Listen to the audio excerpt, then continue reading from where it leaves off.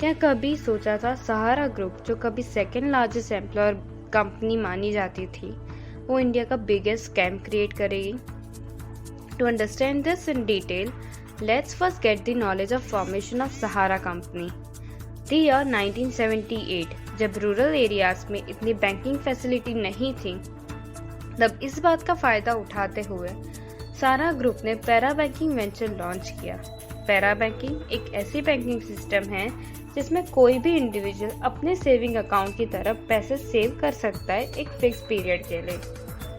इस स्कीम को यूज करके सहारा ग्रुप ने फोकस किया on small investors such as tea stall owners and rickshaw pullers who set aside as little as ₹1 per day and choose to entrust the money to Sahara India Financial, जिसकी वजह से सहारा 30 years में India की largest residuary non banking company बन गई। But para banking से इतना ज़्यादा प्रॉफिट हुआ कैसे? नॉर्मल बैंक डिपॉजिट के साथ एक क्रेडिट फैसिलिटी भी देती है, बट सहारा सिर्फ डिपॉजिट कलेक्ट करती है एंड कोई लोन सिस्टम नहीं होता। उनकी ये स्कीम एक पिरामिड प्लान की तरह है, जिसमें मान लीजिए फर्स्ट लॉट में 5 इन्वेस्टर आए। जब वो 5 इन्वेस्टर और 10 को इनवाइट करेंगे, तो वो 10 जब सेकेंड इन्वेस्टमेंट देंगे, उस इन्वेस्टमेंट मनी से पहले स्लॉट वालों को इंटरेस्ट मिलेगा। और ऐसे ही देखते देखते उनके डिपॉजिटर्स 42 से 6 करोड़ हो गए।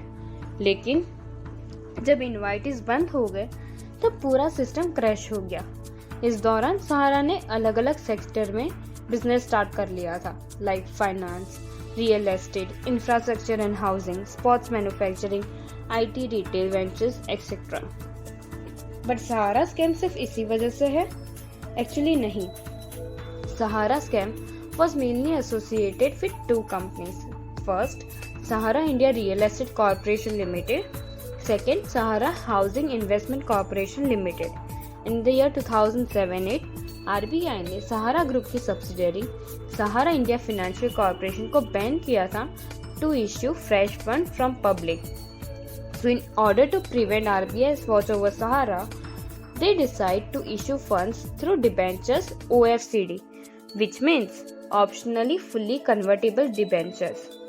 Debentures are one type of loan or debt which company borrows and in return give interest as well. Now, if debentures are issued to more than 50 people, then they have to take permission from SEBI. But if less than 50, then permission is only required from ROC. With this debenture, they borrowed money worth 20,000 crore. इस stage तक सारा money making machine ही रहती, but कहते हैं ना, लालच बुरी बला है। और इसी लालच में आकर ज्यादा फ्रंट के चक्कर में सहारा ने IPO इशू किया, which means initial public offering through stock market for the first time. And in order to issue IPO, company needs to take an approval from SEBI, for which they have to submit DRHP. That is Red Herring Prospectus, which includes all the information related to company. And after analyzing DHRP of Sahara Prime City, the regulators had discovered irregularity in raising money of rupees 4,843.37 crore in SIRECL fund, and also for SHICL rupees 33,355 crore between 2004-5 and 2008-9, and there is no transparency in the transfer.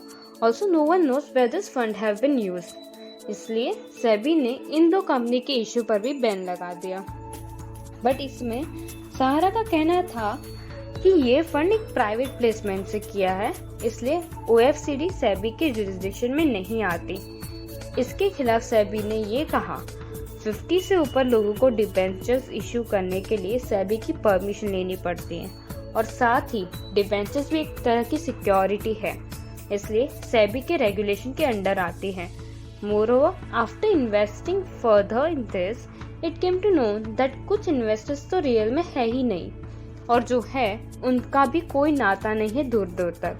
इसलिए ये भी कहा गया that ये 2 company fictitious investors के नाम पर money laundering कर रही है। इसलिए एससी ने ये क्लेम को सही मानते हुए सहारा ग्रुप को पैसे वापस लौटाने बोले उनके इन्वेस्टर्स को विद 15% ट्रेड एंड ऑल्सो सारी details related to OFCD SEBI को सबमिट करने कहा। After analysing the document SEBI said that जो इन्वेस्टर्स हैं उनकी भी डिटेल्स करेक्ट नहीं है, इसलिए सुप्रीम कोर्ट के अगस्त 2012 के रूलिंग में सहारा को ये डायरेक्ट कराएगा to return ₹24,000 crore to investors और इसमें सहारा ने फर्स्ट इंस्टॉलमेंट ₹5,120 करोड़ तो दिया but second and third instalment के अमाउंट नहीं दिए। And recently, on November 20 of this year 2020, SEBI filed a petition with the Supreme Court asking it to direct embattled Sahara conglomerate chief Subrata Roy and two of his companies to deposit ₹62,000 crore. And it's also been said that Sahara's non-compliance over 8 years had caused the regulator great inconvenience and that those guilty of contempt should be taken into custody if they fail to deposit the money. The Sahara Group did not learn from their past mistake and ended up doing a bigger scam. They took the money by playing with people's trust and now it's been years and people are still hopeful that they will probably get their investment back.